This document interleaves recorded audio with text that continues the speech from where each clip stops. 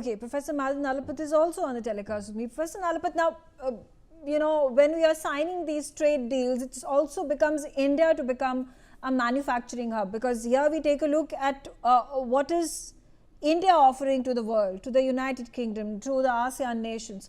I mean, it's besides textiles and garments and gems and jewelry, we seem to have little to offer.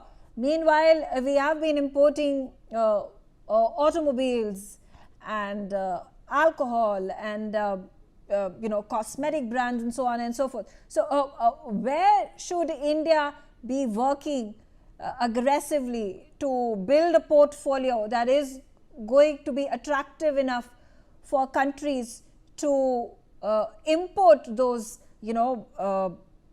goods and services that are costly, that are actually going to bring large amounts of revenues into the government exchequer? Well, Megha, I'd like to take over from where Sharat left off, and I fully agree with his points. The fact is that the India-UK FTA, when it gets signed, it will be a lesson to the US, because the US is demanding everything to be one way, the US way, and nothing India's way, which is not possible. I mean, the colonial mentality seems to have shifted from London to Washington, and I'm surprised about that, and I'm very glad we are resisting that.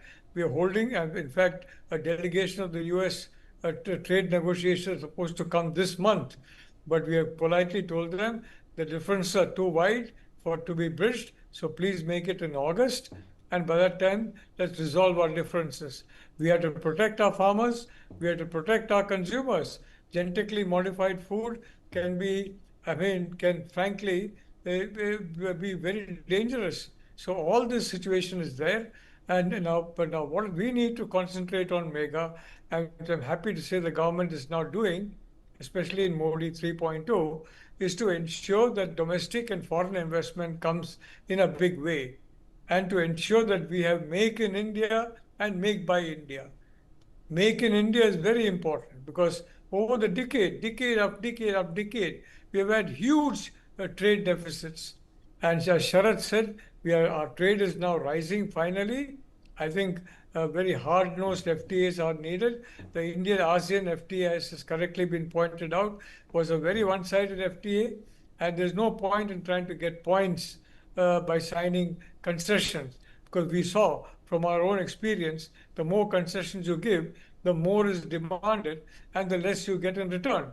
So the reality is to be hard-nosed, and I think now what's important is to ensure that Indian entrepreneurs are able to build in India, make in India, and we can have an array of component parts, etc., made in India.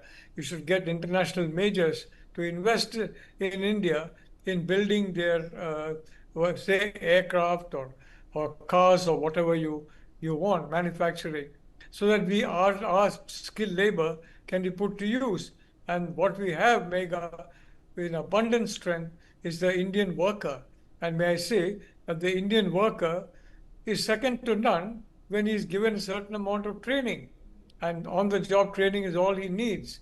Given that on-the-job training, he can be the best in the world and also be very cost-effective. So I think, Megha, the sky is the limit. In fact, the sky is not the limit. With our space station and all that, we have gone way beyond that. The reality is, what's important now is to concentrate on Make in India and more Make by India. Okay.